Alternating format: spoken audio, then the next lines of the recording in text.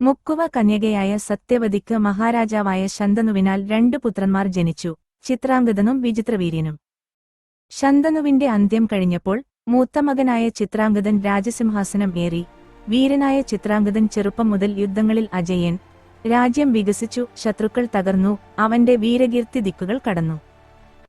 പക്ഷേ ഒരിക്കൽ ഒരു വെല്ലുവിളി എത്തി. ചിത്രാംഗദ, ഞാൻ ഗന്ധർവനായ ചിത്രാംഗദൻ.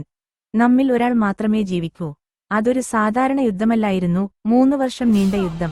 അവസാനം ഗന്ധർവൻ തന്റെ മായാശക്തി ഉപയോഗിച്ച് മനുഷ്യനായ ചിത്രാംഗദനെ വധിച്ചു. ഹസ്തിനാപുരം ദുഃഖത്തിൽ മുങ്ങി. അന്ന് വിചിത്രവീര്യന് പ്രായപൂർത്തിയായില്ല. രാജ്യം അനാഥമാകരുതെന്ന് ഭീഷ്മൻ തീരുമാനിച്ചു. ഭീഷ്മരുടെ മാർഗനിർദ്ദേശത്തിൽ വിചിത്രവീര്യൻ രാജഭരണം ഏറ്റെടുത്തു. കാലം കടന്നു, രാജാവിന് പ്രായപൂർത്തിയായി. അങ്ങനെ ഇരിക്കെ കാശിരാജാവിന്റെ 3 പുത്രിമാരായ അംബ, അംബിക, അംബാലിക ഇവരുടെ സ്വയംവരം പ്രഖ്യാപിച്ചു.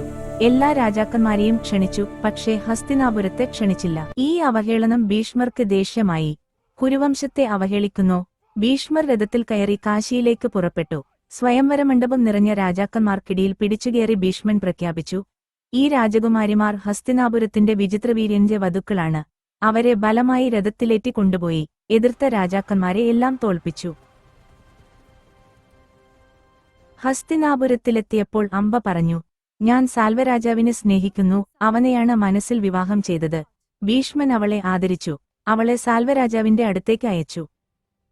പക്ഷേ വിധി ക്രൂരമായിരുന്നു. സാൽവൻ പറഞ്ഞു, നീ ഭീഷ്മർ പിടിച്ചുകൊണ്ടുപോയ സ്ത്രീയാണ്, ഞാൻ നിന്നെ സ്വീകരിക്കില്ല.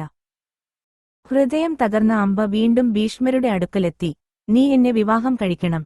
ഭീഷ്മരുടെ മറുപടി ശാന്തം, പക്ഷേ ഉറച്ചത്, ഞാൻ ബ്രഹ്മചര്യവ്രതമെടുത്തവൻ, എന്റെ ശപഥം ഞാൻ ലംഘിക്കില്ല. ആ നിമിഷം അംബ ഒരു പ്രതികാരാഗ്നിയായി മാറി. അവൾ പിന്നീട് ജന്മാന്തരത്തിൽ ശിഖണ്ഡിയായി ഭീഷ്മരുടെ വിധി മാറ്റും. അംബികയും അംബാലികയും വിചിത്രവീര്യനുമായി വിവാഹിതരായി. രാജ്യം സമാധാനത്തിലേക്ക്, സുഖസമൃദ്ധി നിറഞ്ഞ ജീവിതം. വിചിത്രവീര്യൻ ദാമ്പത്യസുഖങ്ങളിൽ മുഴുകി. പക്ഷേ വിധി വീണ്ടും ക്രൂരമായിരുന്നു. 7 വർഷങ്ങൾക്കുശേഷം സന്തതികളില്ലാതെ രാജാവ് അന്തരിച്ചു. കുരുവംശത്തിന് അവകാശികളില്ല. ഹസ്തിനാപുരം വീണ്ടും പ്രതിസന്ധിയിൽ.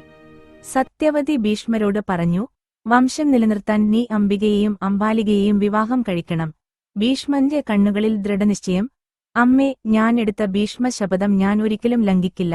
ആ വാക്കുകൾ കുരുവംശത്തിന്റെ ഭാവിയെ മാറ്റാൻ പോകുന്ന പുതിയ അധ്യായത്തിന്റെ തുടക്കമായിരുന്നു.